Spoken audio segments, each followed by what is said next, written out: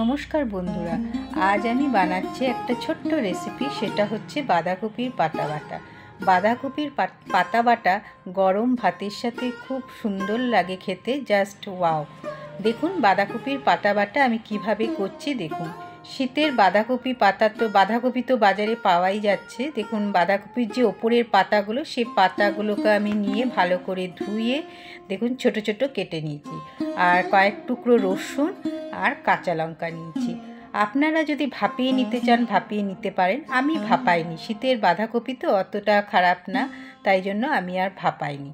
এবার মিক্সিং জারে ভালো করে দেখুন দুটো কাঁচা লঙ্কা রসুন দিয়ে আমি দেখুন এরকম একটা স্মুথ পেস্ট বানাতে হবে। পেস্টটা যেন স্মুথ হয়।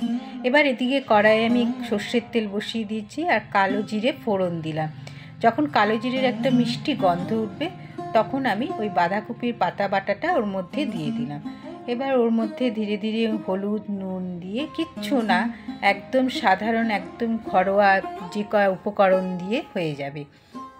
আমি হলুদ আর নুন দিয়ে ভালো করে নাড়তে থাকছি। দেখুন একদম মেশাতে হবে ভালো করে, যতক্ষণ দেখুন ওটা শুকিয়ে একদম যাবে, জলটা পুরো ভেতর থেকে শুকিয়ে যাবে, ততক্ষণ নাড়তে হবে এটাকে।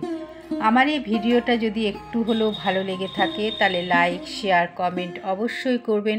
বন্ধুরা আপনারা লাইক করতে হয়তো ভুলে যাচ্ছেন, অবশ্যই একটা লাইক করবেন। তাহলে দেখুন অনেকটাই শুকিয়ে এসছে। দেখুন কতটা কথা বলতে বলতে কতটা শুকিয়ে গেল। দেখুন ক্রমাগত নাড়তে থাকতে হবে, কারণ না হলে লেগে যাওয়ার একটা ভয় থাকে। দেখুন শুকিয়ে আর ধীরে ধীরে শুকিয়ে ওটাকে দেখুন একদম জলটা পুরোটাই মরে গেছে।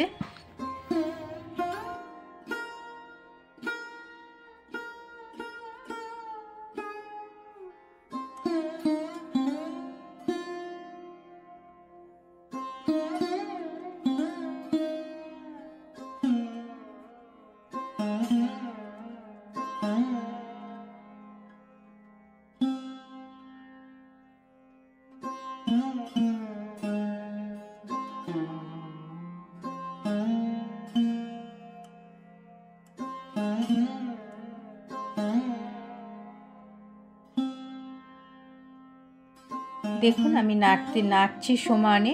দেখুন কতটুকু হয়ে গেছে, পুরো জলটাও শুকিয়ে গেছে। তাহলে আমার রেডি হয়ে গেল বাঁধাকপির পাতা বাটা। যদি আপনারা বানিয়ে না থাকেন তাহলে একবার অবশ্যই বানিয়ে বলবেন আমাকে কমেন্ট সেকশনে কেমন লাগলো খেতে।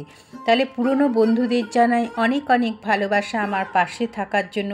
আর নতুন বন্ধুরা যারা আমার চ্যানেলটাকে এখনও সাবস্ক্রাইব করোনি, অবশ্যই সাবস্ক্রাইব করে আমার পাশে থেকো, আমিও তোমাদের পাশে থাকবো। তাহলে আজ আসি বন্ধুরা, টাটা।